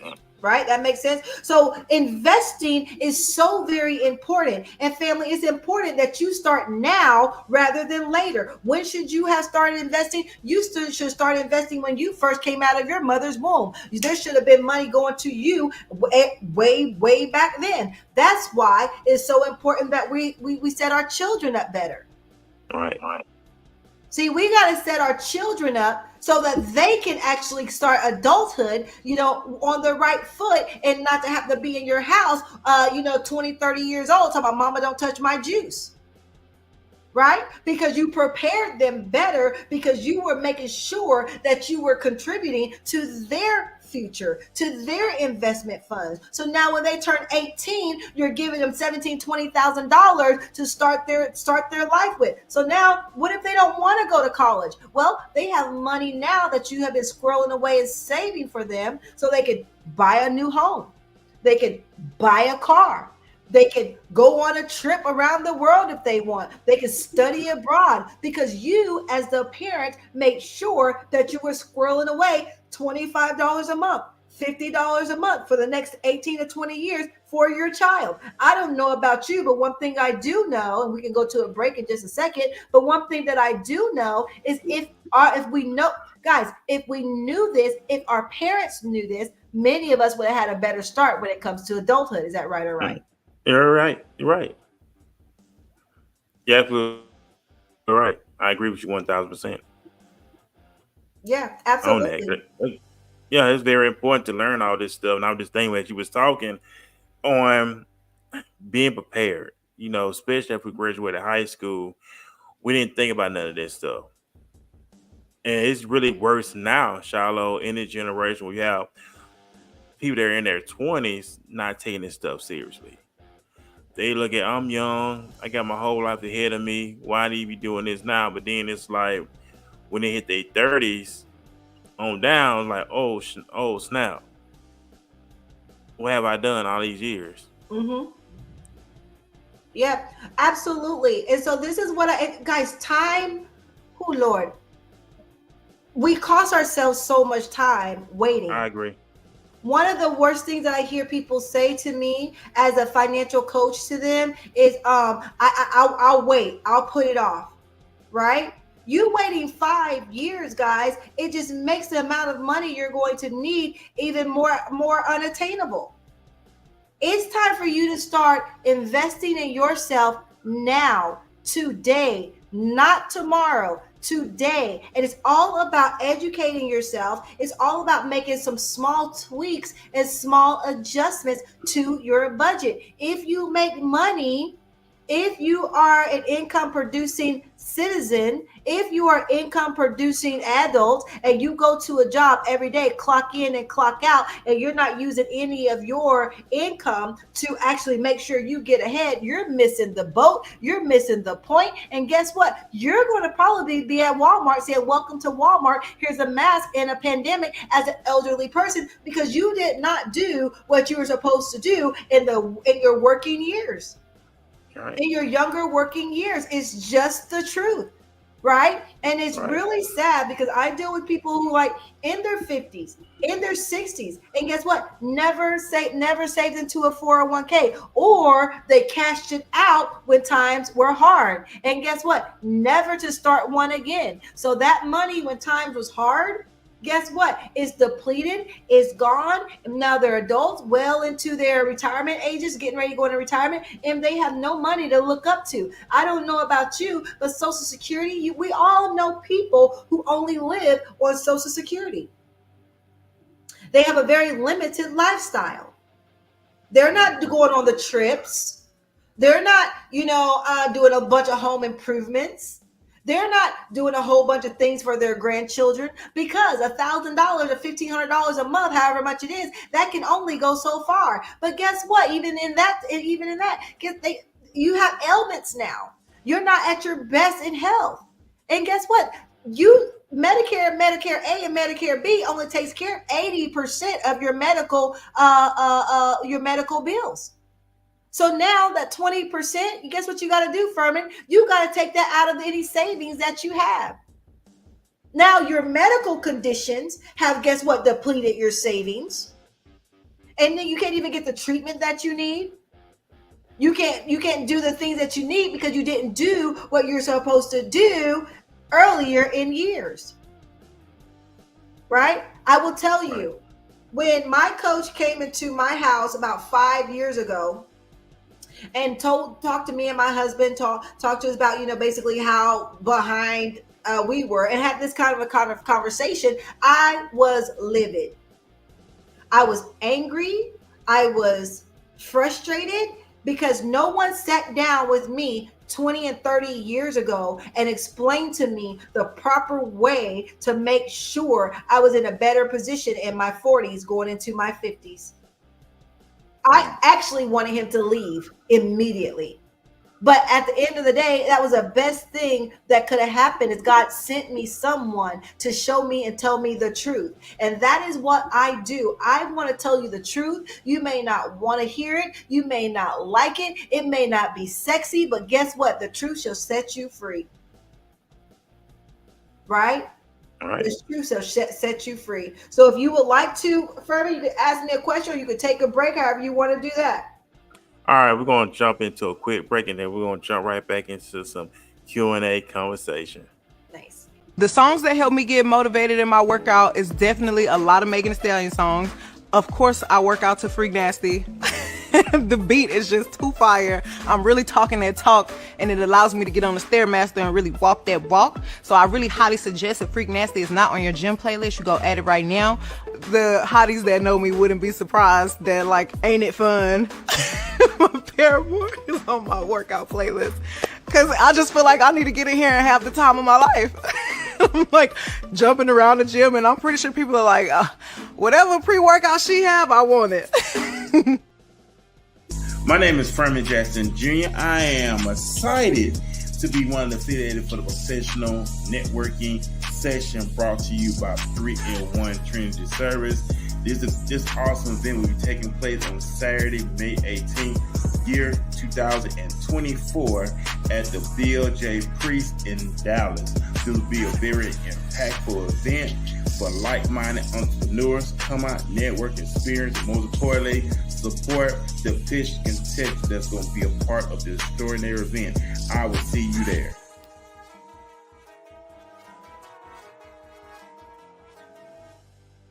Okay, we're back here on the Walking This Way Impact Voice podcast. Of course, if you're in the DFW, it's going down Saturday, May 18th, 2024. Big shout out to 3-in-1 Trinity Service here in the DFW. Big shout out to Miss D for allowing me to be a part of this extraordinary event on Saturday, May 18th, 2024. We'll be posting more information in the coming weeks. So if you are in the DFW or any part of Texas per se, come on out. It's a great thing, networking, entrepreneurship, especially at this event, Shaw. Like I went to the one she did back in the first year, and he had a lot of these young individuals, Shiloh, who was pitching their business and their ideas and the things they're needed to be able to get their business going. And it's good to see young people do that. So that's going down on May 18th. Like I said, I will be posting more information in the coming weeks on my social media platform. So do tune in, do come out support. There are accepted vendors too. So if you want to be a vendor, I think it's maybe like $75, for it. So if you're a vendor, come on out. Plug what you got going on. Big shout out to Carl as well. He said great show. Here on the platform, ladies and gentlemen, when I invited Charlotte to come do a segment on here, it was to help us get to the next level financially. Even though we had a spiritual aspect, but also, but being more responsible when it comes to our money, being more responsible when it comes to our finances, to be able to live a substantial way of living where you can be comfortable. So when you get that age of not being able, okay, I want to work no more, you can be more comfortable. You ain't gotta be up all night worrying how to pay this, because what the Bible tells us, God does not sleep nor slumber. So we should be sleeping. Why we not sleeping? Why have us not sleeping anyway? Because have us sitting there worrying about the next day. You know, remember when Jesus said the parable? Those are the cares of this world. And we know, Charlotte, we all been there before. We allow the cares of the world to choke the seed. We worrying about how I'm gonna pay this, how I'm gonna pay that, what I'm gonna wear tomorrow. Some of y'all maybe listen to us right now.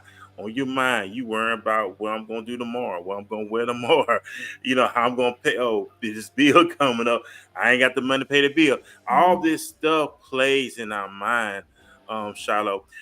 How can you help individuals to stop hearing all these voices? When I say all these voices, you hearing this voice. Oh, I got to pay this. Oh, this coming up. Oh, I don't know how I'm handling it. Of you being an expert, what can we do to calm all these voices? Because we know it's a mental capacity that we're dealing with, not a physical. It's a mental. What would you say about that? Yeah, I think it's responsibility. Right. I think it's responsibility. A responsibility, and it's we have to budget properly. Many people, we make money, but we don't tell our money where to go.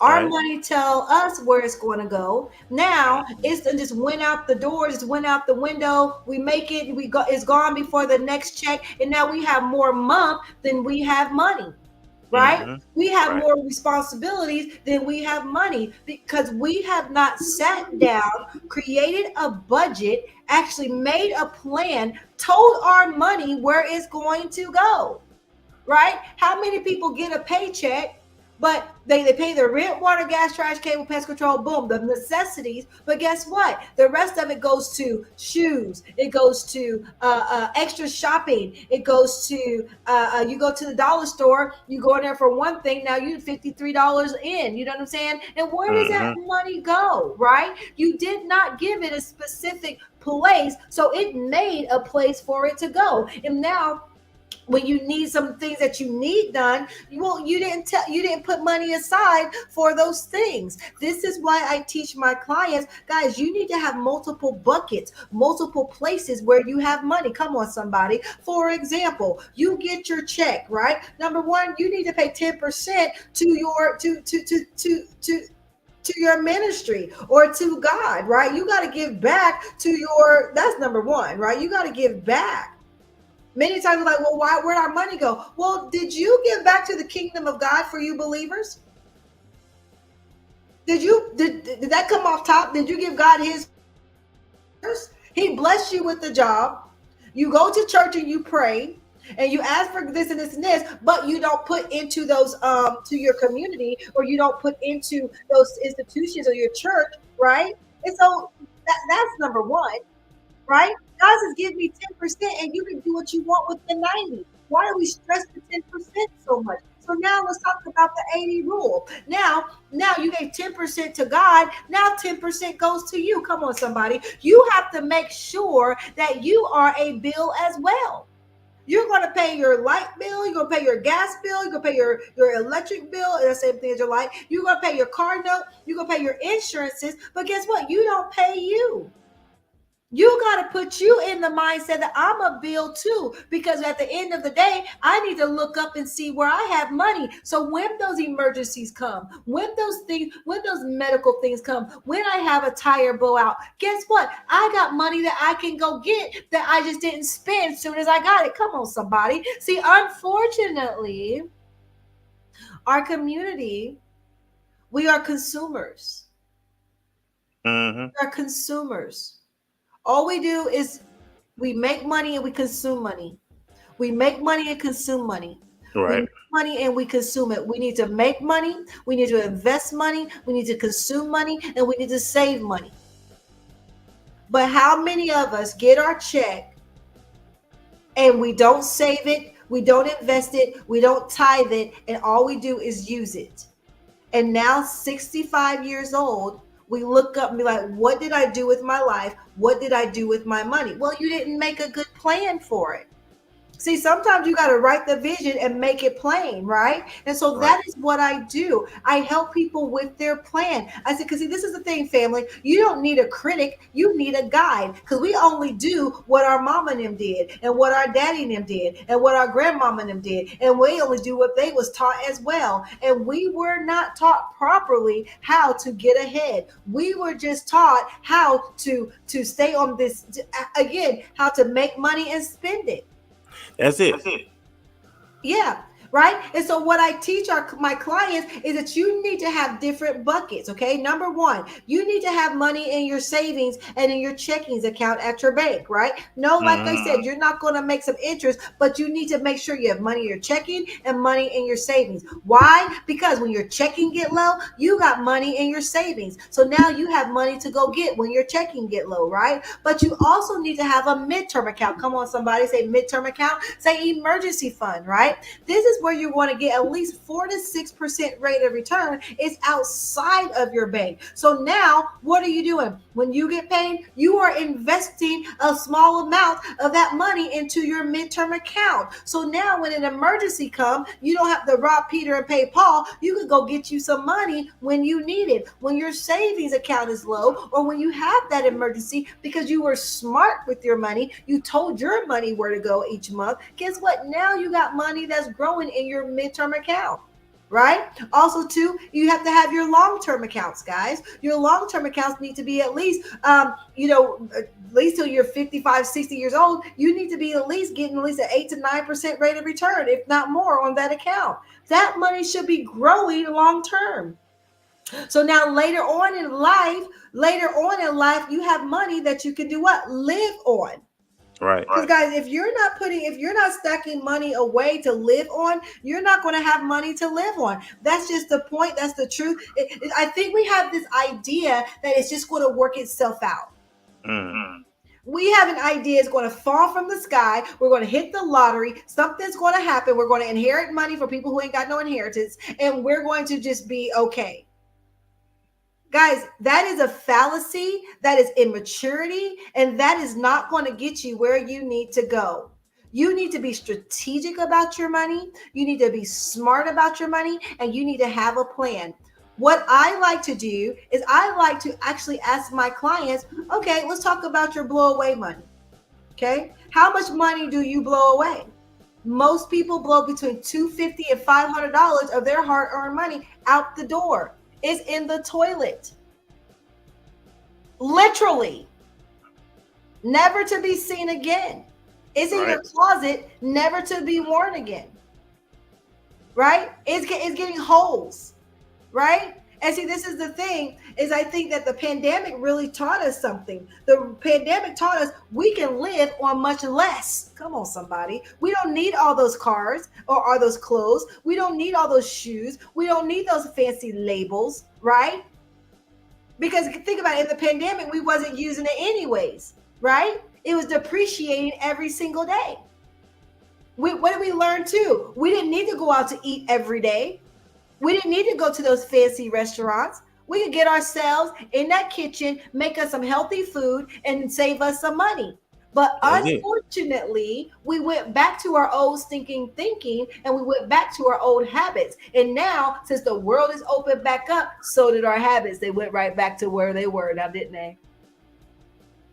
Right? The one thing that I realized too is that we needed those stimmy checks because we were not prepared for something like a pandemic. How many people have made those adjustments in case the government decides they want to shut us down again? Right? People perish for the lack of knowledge. And guys, Oh, if you don't change your habits, if you don't change your behaviors, you're going to get the same thing that you have gotten. And if you've been broke from paycheck to paycheck, that's because you have not changed your mind, you have not changed your habits, and you have not changed your behaviors. That's it. And I want to talk about that too, Charlotte. You mentioned something, knowing where your money going. You got, because some individuals, they get paid every week. Some get paid. A lot of people get paid every 2 weeks. So within 2 weeks, that's a what? That's 14 days. 14 days. Oh, so now you got to ask yourself, within those 14 days, till I get paid again, is okay. What we doing in between time? Like you mentioned, going out to eat. We spending on money on impulse. These commercials. Oh, think about all these commercials keep showing us the latest this, the latest that, and we'll go and splurge and buy it. Then once we buy it, after emotion is gone, Mm. then we regret spending that, and then we say to myself, "Oh man, I should have hold on to that until I got paid." Is it very important to go ahead and buy stuff? It's always going to be there. It's just my opinion, but spending on impulse, and I know we get to that point where we just spend on impulse. Just because I got it, I'm gonna blow it, and then Mhm. regret that you did it. If that Mhm. makes sense.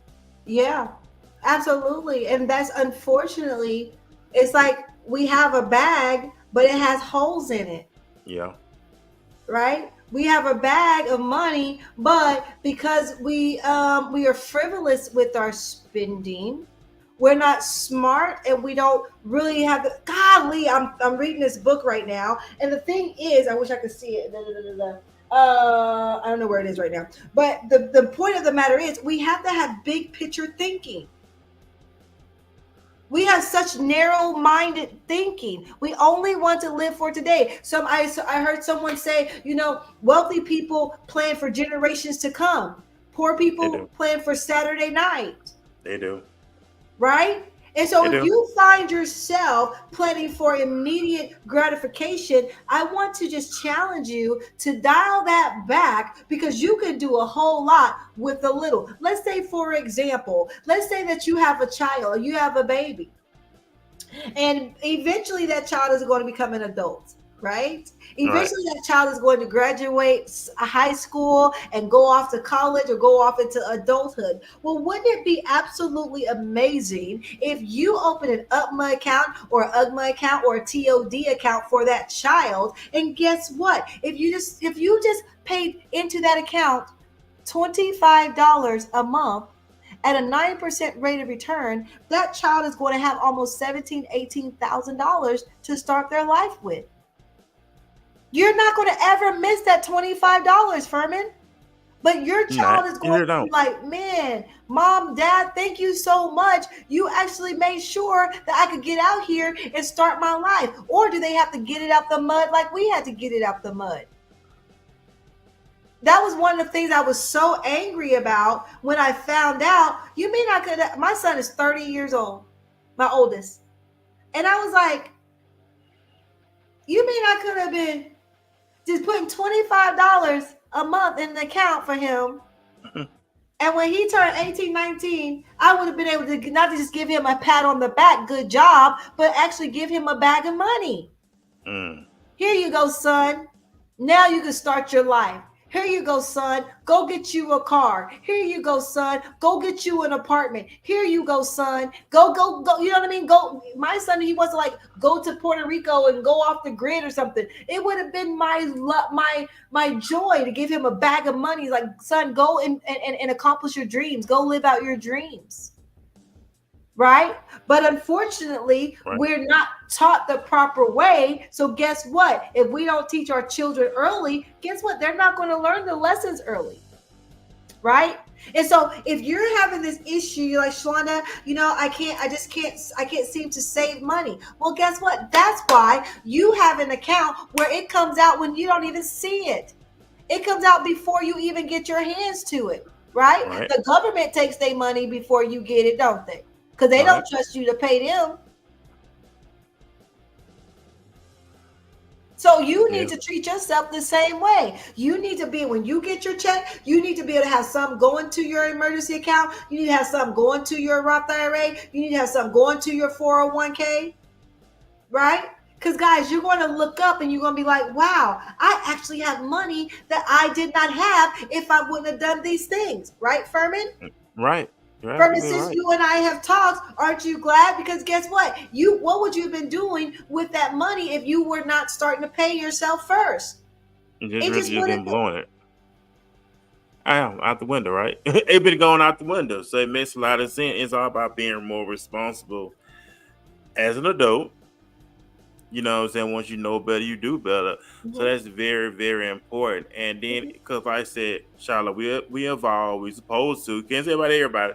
But some people stopped evolve when they was in high school. But just growing, Yeah, being more disciplined, being rooted and grounded, mastering. I mean, discipline is this flesh that we in. You know what I'm saying? Mastering this flesh, disciple, it's good. discipline, being more disciplined. You know what I'm saying? Like you said, cutting back. That flesh, think about what that flesh does. That flesh cries out. That flesh cries out when it's hungry, when that flesh cries out when it's sleepy, that flesh cries out when he wants these different type of cravings. But the flesh is not gonna do it its own unless we go along with it. That makes sense what I'm saying? Yeah, that absolutely makes sense. And guys, without a plan, we are just living mindlessly, right? We have Mhm. to have a plan. My question is this: do you know, Furman, we actually did this example before when we did your FNA. Right. Do you know the exact number that you need to live on in retirement? Most people do not know what that number is. Most people do not know how much money they will need to have accumulated from the time they retire to the time they die.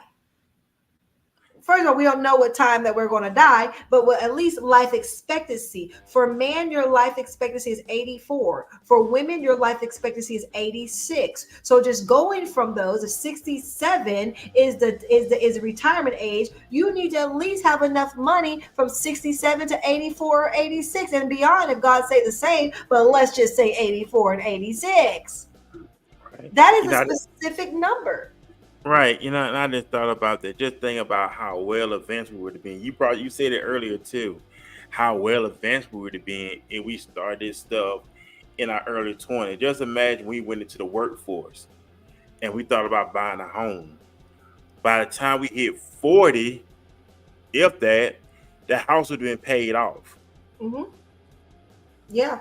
And Yeah. like I said, if we would have thought about putting money away, it would have been $20 back in our 20s or late teens, whatever. Just imagine how much money that would have been within by the time you hit 40. Yeah, you know what? I will actually give you an example. I'll give you an example. Let's say that you saved yourself, you invested in yourself $100 for 40 Right. years. So when you turn 20, you have a job and you already knew at 20 years old that you need to start squirreling away money now Mm-hmm. for your nest egg. If over the next 40 years, that's $48,000. But if you have it in a high interest bearing investment, that would accumulate to 427,000 plus dollars. That's a good nest egg to start with 40 years just by paying yourself $100, right? Right. And So again, you never gonna miss. you will never miss it, right? And guess what? Now, but look, that's just $100, but that's at 20 years old. By 30, you have a better paying job. Yes. You have more money that you can save. Yes. So now Mm-hmm. let's say you double that. Now you are going to be you're within the $1 million time. You're looking at over $1 million that you have started to save and scroll away for your retirement to pass on to somebody else. See, this is how we build our legacy with assets, property, right? This is how we build generational wealth. We do it little by little, just like your gentleman that was on the podcast earlier. He was saying, God, you're not going to get it all at once. Start with $25 a month. Start with $50 a month. For people who say, I can't do that, you're just not disciplined enough in your own self, because you can do that. I promise you. We walk outside and spend money. Oh yeah. Right? We'll Money go we buy. don't have. But you know what, Shiloh, we do this stuff to impress people. Mm. I gotta go get the latest iPhone for what? To impress somebody. I gotta go get the latest this and that to impress somebody. Oh, to the fellas. Oh, I gotta get this type of look to impress her. I gotta drive this car to impress Or her. take her here, or take her there. Mm-hmm. Yeah. For what? And knowing you're not stable yet. You know, even Paul told us that we need to examine ourselves. Yeah. And I was reading this story. Charlotte had downloaded when I was at work, and it said the mindset of a king. The guy was telling this story, and in the story, this guy who was he was an average guy, took out all these different loans to impress do this. At that time, he was again engaged. The woman that he ended up marrying, she was not gonna wear a ring she was not gonna wear a ring if the ring was 20,000, I think. Mm-hmm. So he would take out all this money just to do that, so she'd get likes on Facebook. Mm. Or having this big extravagant wedding to what? Once again, to please people. Mm-hmm. Mm-hmm. It's a lot of people pleasing going on instead of pleasing God, of course.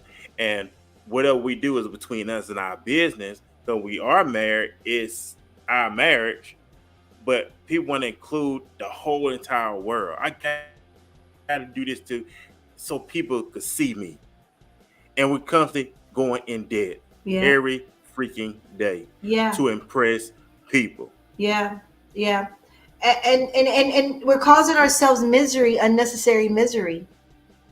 Right? And on the next segment that we do, that's one thing we're going to talk about. We're going to talk about debt, right? Debt is not our portion. Debt is the straight sign of the enemy. Why do we have debt? Because society we've drank the wrong Kool-Aid, family. Furman, we've drank the wrong Kool-Aid. Society has told us to what? Get out of high school, go to college, debt, go get these big old houses, debt, go get these credit cards, debt, go get these fancy cars, debt, go do these destination weddings, right? Debt, go get all these children and debt. But no one teaches us how to manage debt, how to get out of debt, and not how to get into debt. And now we have all of this debt that weighs on us, that just takes all of our money, any disposable money that we have. So we're on this rat race of absolute debt. And what is the credit card company? They are capitalizing on our lack of knowledge. They are capitalizing on our insatiable desires to please ourselves and others. They are capitalizing on our lack of knowledge. And we are here holding the bag full of debt. I'll tell you one thing. I was walking down the street in a suburb a couple of years ago, and I was doing a survey. It was just a survey that I wanted to do, and I was just asking some of the homeowners if they could change one thing about their financial situation, what would it be? This Caucasian gentleman, he was actually getting his golf bag out of his car, and I just happened to be walking by, and I said, "Excuse me, sir, I have a question for you." I said, "If you could change one thing about your financial situation, what would it be?" And he very angrily said to me, "Debt. I wouldn't be in debt." Right? And this is a maybe 50, 60-year-old white gentleman, right?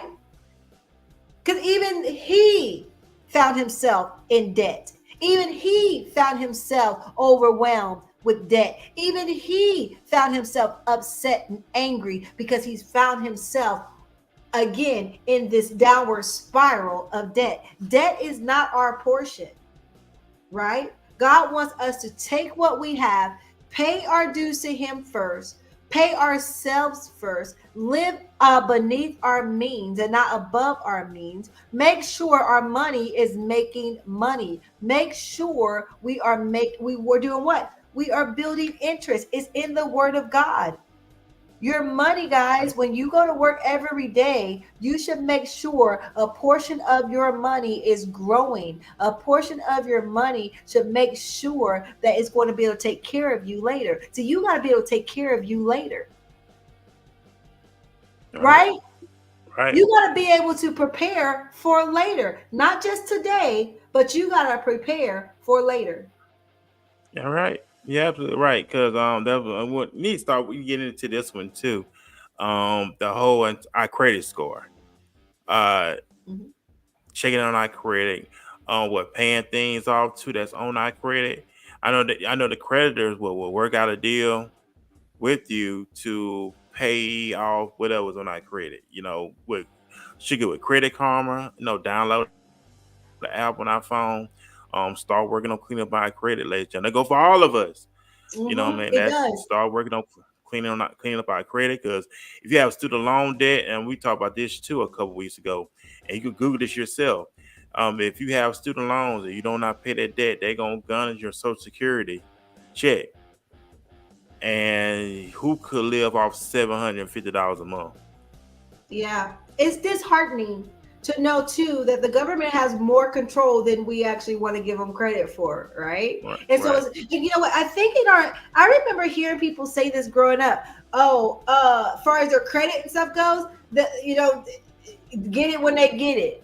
Or I ain't worried about it right now, or they'll run up the credit cards and think they just go away, right? And that's another thing too. When we die, when we go to glory, do you think your debt just goes to the grave with you? No, you leave your debt here. And guess what? The creditors, they're going to be knocking at the door or calling your next of kin to get their money.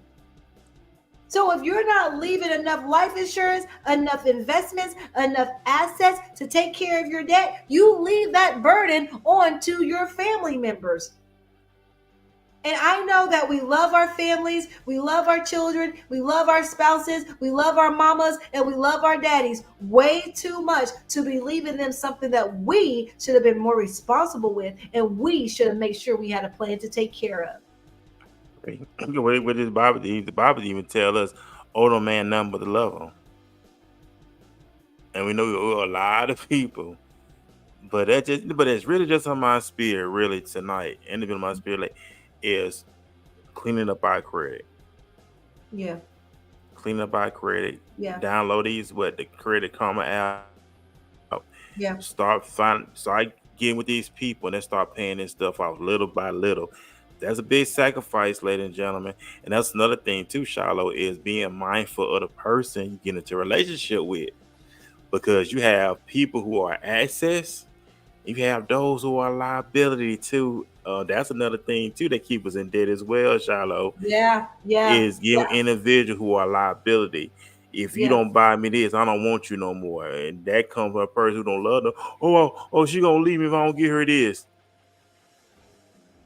Good. She should leave you, and you should let her, because you don't need that burden. You don't need someone who's going to hold material things over your head. You need to make sure we're having these conversations. I think we talked about this on some podcast back, that we need to have these conversations before we start getting into these relationships and expecting they are our end all be all. We need to start asking, so what's your relationship with money? Do you save money? What, how much debt do you have? Do you have a plan to pay it off? Right? Well, what's your relationship with credit cards? Do you have many? Do you have none? Do you have zero? How many do you have? Right? What about your student loans? Did you ever pay that off? Do you have a goal to get that taken care of? Guys, that's what's sexy, is we're talking about real stuff. But we need to stop trying to jump in and make sure we're having these conversations so that we're not setting our own selves up for failure. Right, and also for the ladies too. Also for the ladies too, be careful of these guys out here who are a liability as well. A lot of them not an asset, a lot of them a liability too. So be mindful of that too. So be mindful. So this stuff that we need to learn, apply it to our own lives, Yeah. and work on self. So that's why I had to download the app. I'm gonna download that Credit Karma app and just be looking at some stuff too. Yeah. And Also, just pay your educate yourself. right, pay your stuff on time, ladies and gentlemen. Pay your mortgage on time, pay your rent on time. Does that play a role too, right? Paying your mortgage on time, It all plays a boost up role. your credit score, build up your credit score, and then Yeah. we got play things. Go ahead. No, no, no. No, you go ahead. I'm a gentleman. Go ahead. No, you're right. It all plays ahead. But see, this is the thing. What I understand, and I know we're going to wrap up here. It all takes a plan.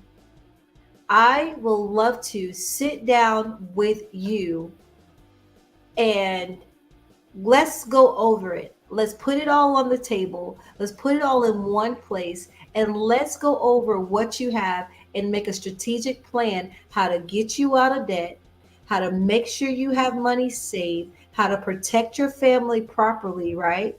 Because without a plan, guys, you're going absolutely nowhere fast. And I want to make sure, and absolutely complimentary, I will sit down with you on a Zoom call and we will go over your finances with a fine tooth comb, teach you how to pay off your debt properly, teach you how to pay yourself, teach you how to make sure that you are doing exactly what you need to do with your money so that you will have it when you need it. And so, also, too, guys, we want to put your goals and dreams in there. There's no reason you should just you work all your life just to pay bills. No, your goals and your dreams matter. But guess what? They need to be strategically set up properly. You can have money going towards your dreams and goals. You can have money going towards your savings. You can have money going towards your retirement, right? A little by little, step by step, and you can get there. So I would love to offer a complimentary financial needs analysis to your audience. Of course, y'all can reach me at Shalonda Claiborne, and you can also come on to. I'm on here on Facebook, so you can also inbox me. I will leave my phone number here. You can call me, you can text me, and we can set up a time to actually get your financial needs analysis taken care of. Because how do you know where you're going if you don't have a game plan? And that's it. And I appreciate you as well, Shiloh, for the knowledge, the wisdom, the experience you bring here every 2 weeks here on the platform, which I know with financial wisdom with Shiloh as well. I will be doing a special episode in the morning at 10 a.m. I'll be interviewing a married couple here in the DFW. They are entrepreneurs and they are married. So we really want to talk about entrepreneurship, marriage, what keep the marriage going, what keep the marriage successful, working together as you are having a business of your own.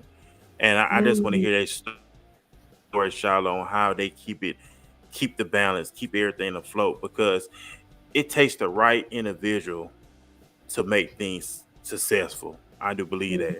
If you Yeah, just with an individual who hold you down, hold you back, that's not living. That's stressful. Just thinking about it is sound is stressful, like well, you weigh the world on your shoulders.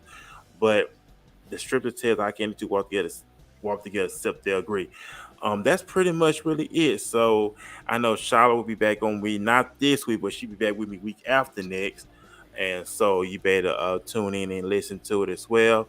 And for those that's tuning in, also get in contact with her tonight. Not well tonight, but today, whatever. I mean, I'm hey, just saying, hey, but but if you yeah, have any questions, if you have any concerns, this is your opportunity. This is your time. I'm not gonna say your season because people keep saying it's your season. No, this is your time to make things happen. You owe it to yourself. Even the Bible this, tells us that we get to deceive our own selves. So be mindful of that. That's information. Well, we're gonna get out this thing. We already at the 9 o'clock mark. After 9 o'clock mark already, man. We had a great time. Big shout out to Day Day for tuning in. Big shout out to Charlotte as well. One more time, Charlotte. Any words of mhm. advice, any sounds of wisdom that you will leave here with the listening audience that's watching us from Facebook, YouTube, LinkedIn, X, and of course, we'll go back and listen to the replay. Yeah. So my final thoughts too. Also, we're going to talk about on the next show entrepreneurs. Why entrepreneurs need to be even more so cognizant of what they're doing, because with the 401k plans and the employee sponsored they take it out for you. So entrepreneurs, you got to set these things up for yourself, right? And so if you need help with setting up your own retirement plans, entrepreneurs, contact me. Right, there's things that we have to do for you as well. So I just want to say thank you so much, Furman. I'm excited, and again, your financial needs analysis, absolutely complimentary. I would love to sit down with any of your audience members and or your viewers and definitely get that plan for you guys so that you can make sure that you are properly protecting your family, becoming financially free and debt free. And so thank you so much, and we'll see y'all next week. 2 weeks. And that's it. And it'll be with you back in 2 weeks. And Yes. like I said, I'll be doing a special episode tomorrow morning at 10 a.m. So y'all tune in for that. Hey, you owe it to yourself, ladies and gentlemen. This is your time to love yourself, respect yourself, honor yourself, start all over again. Even Jesus told Nicodemus, you must be born again. So we must be born again from a spiritual standpoint. Download, if you don't have Credit Karma, go ahead and download it. Your boy will be downloading as well, because it's time to get some things done, shake some things, maneuver some things, and hey, we're gonna have fun with the process. To then, out of big shout out to DF Dub, Houston, Texas. Of course, we represent our dad, and I also know both Cowboy fans on here as well. Also, so you got to represent as well. But I'll be back tomorrow. My sister be back in 2 weeks here on the platform as well. Man, y'all have a great night, and we out this thing. Peace, everybody, and most important, man, y'all pass the show on. Pass it Yeah. on, share, like, share, comment. Let everybody know about it. Also, we had a subscriber as well. So big shout out to the subscriber who to subscribe to the Walking His Ways podcast page. So that's a good Nice. thing. So stay consistent all that you do. But like I said, my sister, she gotta go. I gotta go. Got things we have to get done and accomplish. We out this thing. Peace, everybody. Bye.